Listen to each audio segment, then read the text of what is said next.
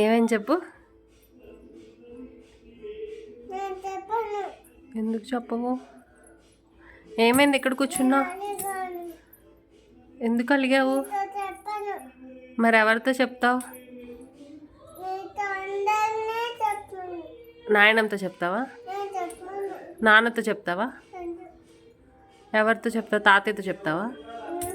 చింటు బావా? పండు మామ? మరి ఎవరితో చెప్తావు? మరి ఎవరితో అలిగావు? ఎవరితో అలిగావు? నాన్నతో అలిగావా? ఓకే. ఎందుకు? ఊరికి నేనా? ఏమన్నారు నాన్న? ఏమన్నారు నాన్న చెప్పు.